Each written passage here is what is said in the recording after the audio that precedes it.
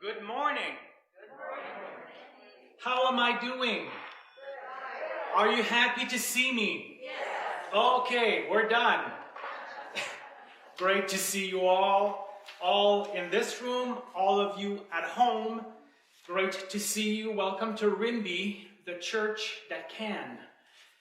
I'm Pastor Marco, and I'm the minister here at Rimby United. If it is your first time, welcome. If it's your second and third and fourth and 100th time, welcome back. Here we strongly believe that church is not a place you go on Sunday morning, but it is a family you belong to. And for those of you online, please let us know, where are you from? Where are you listening to us from? Vancouver, Toronto, Stettler? Let us know.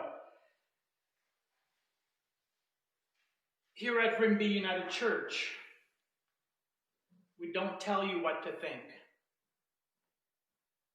We give you tools to think for yourself.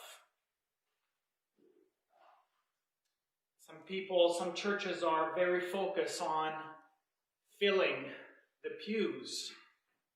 But here, we are focused on filling people with God so they can go into the world and fill the world with God. Let us sing. Let us start by singing deep in our hearts. And for those of you at home, please let us know. Do you hear well? Is the sound coming through correctly for you guys at home? So let us sing together deep in our hearts.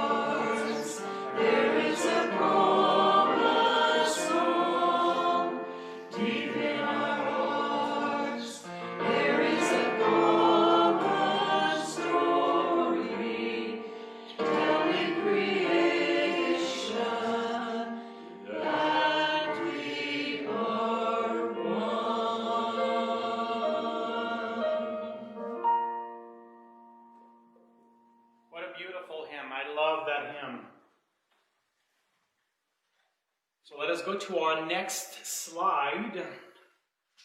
Do you guys know the pastor? His name is Rob Bell. Does that ring a bell? Okay, good. Well, he's a very well-known minister and a very good theologian. And here's what he wrote regarding the Bible. And you'll have it on, for those of you watching at home, you'll have it on your screen. So here's what he says regarding the Bible. The Bible isn't a book about how to get into heaven. It is a library of poems and letters and stories about bringing heaven to earth now, about this world becoming more and more the place it should be.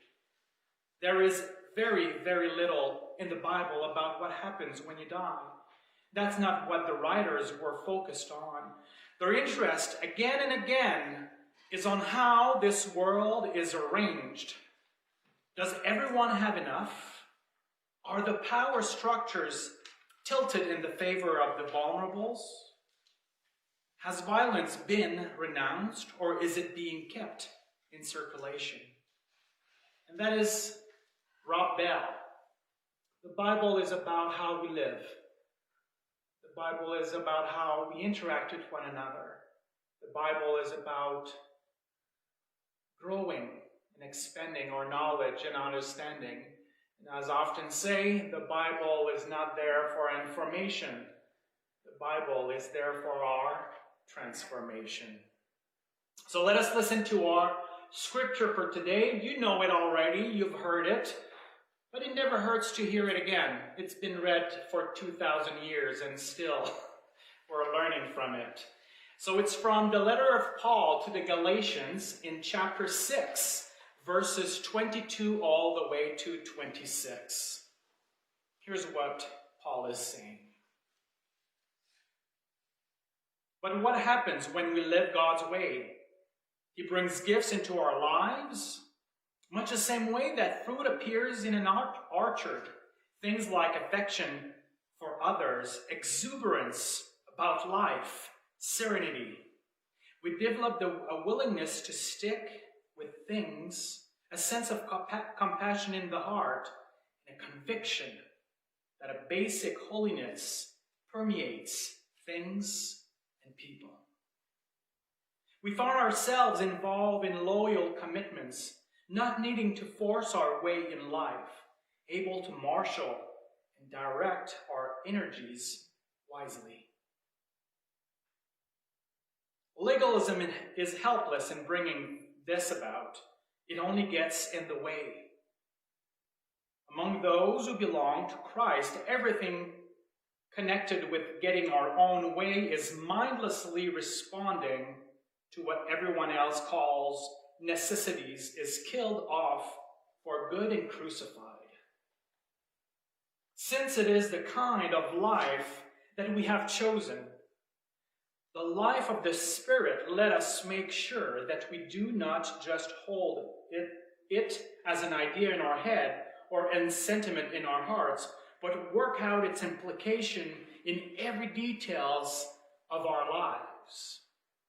And that means we will not compare ourselves with each other as if one of us were better and another worse. We have far more interesting things to do with our lives. Each of us is an original. And this ends our reading for today.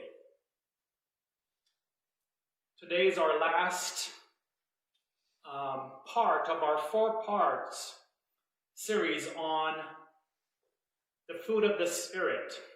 And today we're going to be talking about joy.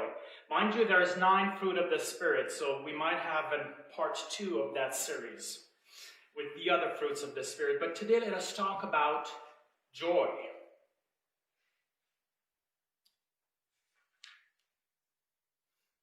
Do you feel discouraged? Sometimes. Do you find yourself running after happiness? Do you ever wonder what it means to have joy? Raise your hand if that applies to you. Okay, good. I'm preaching to the right crowd. And it's interesting because as I was preparing, I knew I would be preaching about joy. And I thought, you know what? Frankly, I have no business preaching about joy. But as usual, I'm preaching to myself, and I'll let you listen. So we all felt this way at some point. discouraged, looking for happiness, even wondering what it means to be joyful. And I'm certain that you've asked yourself these questions at some point in your life. And sometimes we feel challenged by our problems. We may think that we need to give up, because we can't find that joy. We can't find that happiness.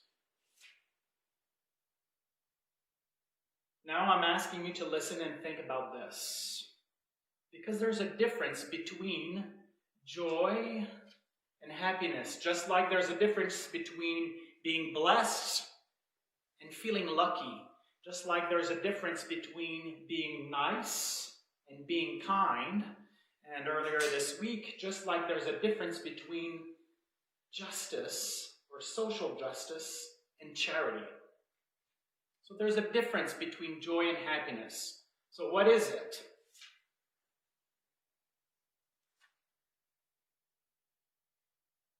If you ask anybody, we will oftentimes confuse the two or use the two interchangeably. Thank you. I said I only had 1 gallon of coffee this morning. It's still not enough. And everybody will have a different perspective on what joy is and on what happiness is. However, despite the different perspectives, the idea that holds greater is that happiness depends on external circumstances. Oh, I'm happy there's sunshine outside. It's kind of outside of our control. I'm happy I had what could be something that makes us happy that is not of our control?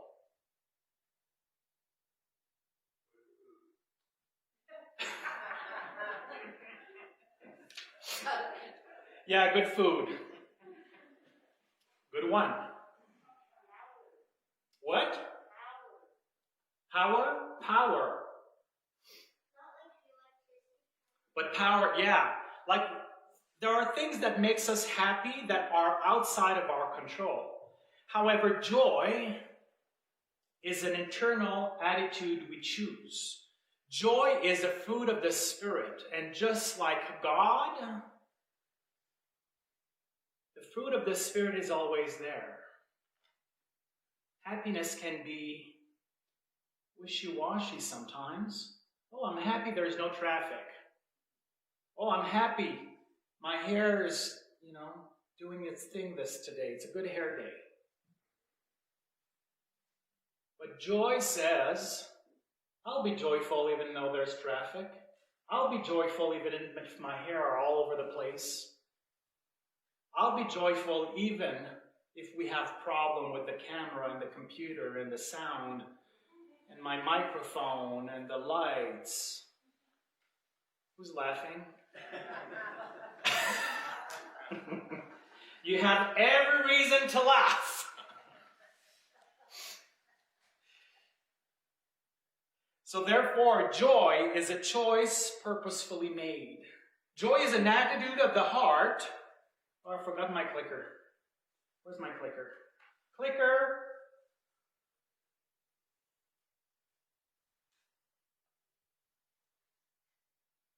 Joy is an attitude of the heart and spirit present inside of us. Would you be surprised if I tell you that joy in this passage, the passage we just read in Paul, is often translated in joy or delight? Don't you love that word, delight? Oh, delight! It sounds amazing to me. Have a delightful day, Penny. It is often seen in the Bible with gladness. Biblical joy is happiness that is not dependent on our circumstances. Here's what James says. The book of James in the Bible. James is actually the brother of Jesus, if you didn't know. And here's what he writes, like that's the first verse in his letter. Here's what he says. Consider it pure joy, my brothers and sisters, whenever you face trials of any kinds, because you know that the testing of your faith produces perseverance. I'm joyful. My car won't start. Yay, perseverance, no internet. I guess I'll just have to open a book and read. Yes. Who said that? You both like to read, right? Yeah, that's my favorite. That's your favorite thing? Me too. You should see the books I have. One day you and I will sit together and talk about books. But let us go back to our, this one's funny. This one's funny. It's called, it wasn't my bathroom. It's totally an aside and has nothing to do with the sermon, and I guess that made me happy. It was in my bathroom this morning, and it's called Old Faithful Bathroom Reader. For you online, I'll show it to you. And it's full of little stories and jokes, and anyway, it's real funny, real good. Let us go back to our sermon. Joy! So in fact, the ability to feel joy shows... the ability to feel and show joy doesn't come from the favorable circumstances in our lives. It comes from God. Therefore, we can't lose joy any more than we can lose God. I strongly believe that joy, in its fuller spiritual meaning of expressing God's goodness, involves more. It is a deep-rooted, inspired. It's an inspired happiness.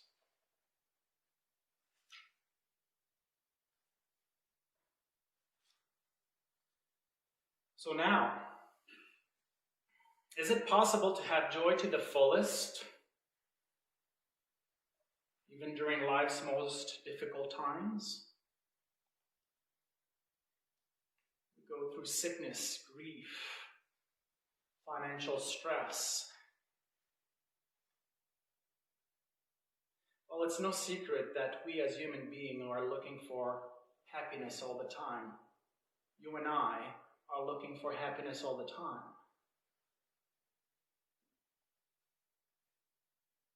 We make a lot of decisions. Well, will this person or this thing make me happy? Will vanilla ice cream or chocolate ice cream make me happy? Or maybe it's just me. But don't you think that with the fruit of the Holy Spirit, there's a subtle difference? The word joy is expressing gladness. So then joy is not something we seek, but an experience of gladness that comes to us in God Himself. So you can see that God is the source of our joy.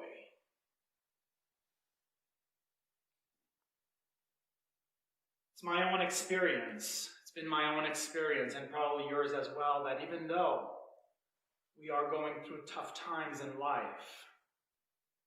when we know that we are well surrounded, when we know we feel loved by God and love God back, there's a feeling of contentment.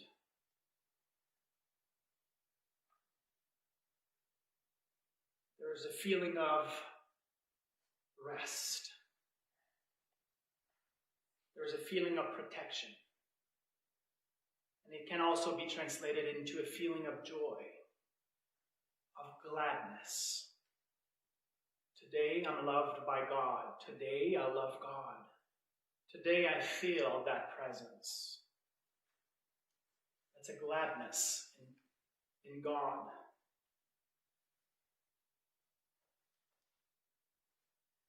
Some people will call that experience, that loving experience, joy. And I like to call that loving experience joy. I've mentioned in my sermons many times, and I will mention it again for those of you who weren't there, and for those of you who are watching at home. I was not very glad I was not very joyful that God called me to preach. I was not very happy about God calling me to ministry. In all reality, I resisted it for years.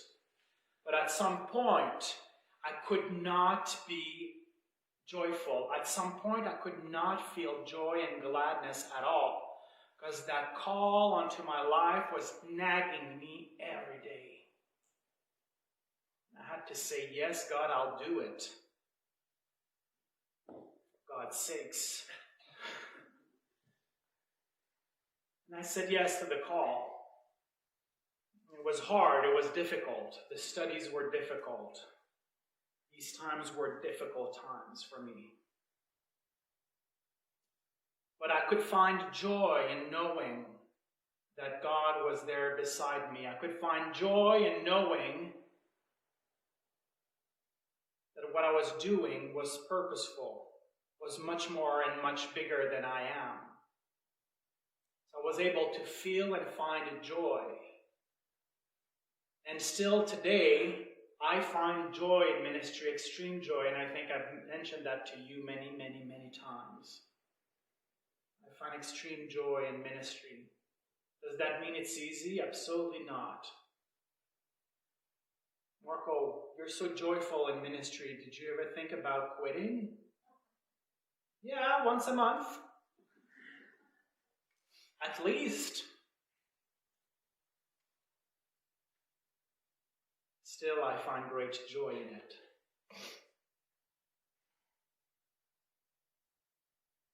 And more connected to us. Here's why I find joy lately in this faith community. As you know, we as a faith community are going through financial uncertainty for our future. It's no secret. We've been talking about that in the past few months. And without a doubt, the challenge is real. The challenge is there for real. And finding joy in these financial uncertainty can be hard, even feel like we are in denial. But there is beauty, there is amazing beauty in this. The challenge is real, but God is real. I should say the challenge is real and God is realer. I know it's bad English. I'm using it for humor's sake. Sometimes I'm using bad English and people think, oh, he's trying hard.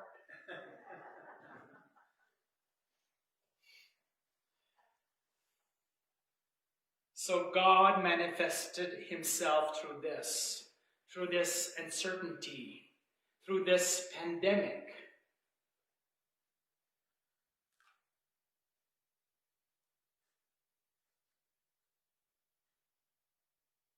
All the board members were tasked to find a way to fundraise. All the board members were tasked to find a fundraiser idea, and even other people than people on the board. You know who I'm talking about.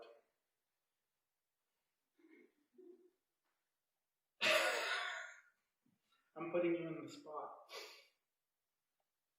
Great ideas. We had a special meeting. Everybody was talking about their ideas and how to put it to work, how to make it true, how to save this church, how to save this faith community. And what I loved about all of these ideas is that they are all about outreach. They're all about going into the community. How amazing is that? Not only that, you know, there's always someone that finds a problem with a solution. Have you ever met that person who finds a problem with a solution? Well, nobody found a problem with the solutions. They were trying to find solutions to the solutions. Out of that meeting, if I remember correctly, 3 ideas were put together. 3 different projects were put together. I want to say even 4, because we're going to have soup and sandwich at the end.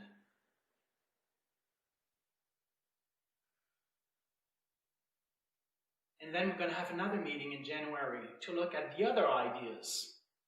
And again, all these ideas, what is so amazing, what brings me joy, is that it's all about outreach. Furthermore, this pandemic has put this community, this faith community, has built the friendship and the connections even stronger. We had, through this pandemic, to think quickly to stay relevant. Yes, this pandemic is difficult. It's difficult for all of us for all different reasons.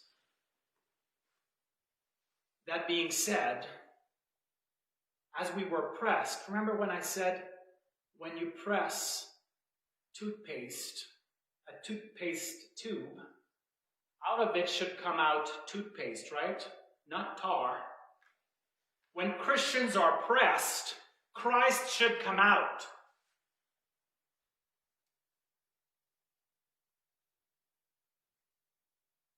Christ is not expressed in us sitting at worship.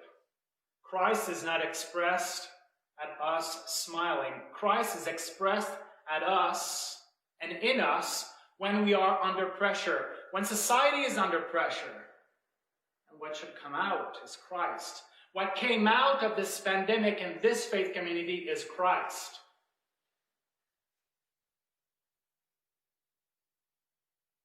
I could give examples upon examples upon example. I'll just give one. At Mother's Day, someone in this congregation bought a flower for all the mothers, all the moms in this faith community, and knocked on every door and brought a flower. Please raise your hand if you received the flower. That's Christ in action.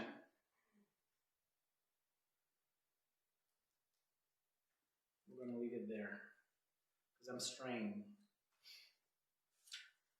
And I know that you have better things to do than being here on Sunday morning. Hurry up, Marco. There's a game on TV at noon. So, of course, it is natural human inclination to think that living through the trials and negative circumstances would not be an occasion for joy. So then choosing to respond to life's difficult situation with inner contentment and satisfaction doesn't seem to make sense, and it doesn't really in the natural world. But we operate in a supernatural world. We believe in God. God believes in us.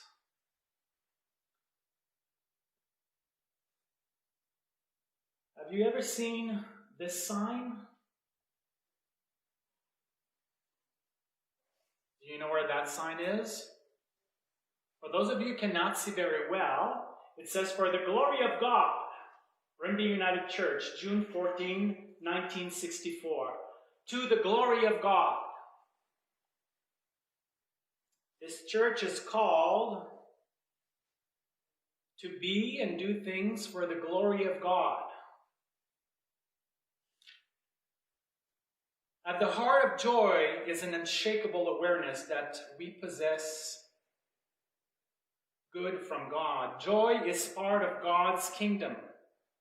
Harmony and painless being are spiritual quality, and expressing joy brings these qualities into our lives for the glory of God. We, as a congregation, are called to be and to act for the glory of God. That in what we're doing here at Rimby United Church glorifies God. Have you ever heard?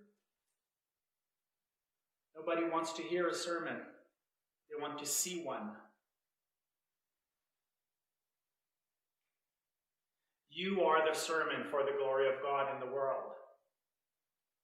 Have you ever heard? Preach, preach, preach, preach. Everywhere you go, everyone you see, preach. And only when extremely necessary, use your words.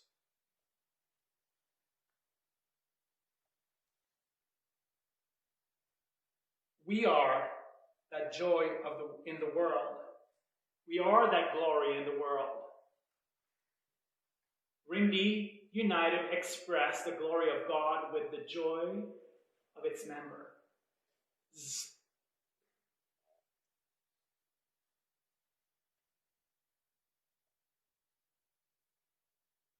Joy will not be dependent on your outward circumstances, but your inward connection.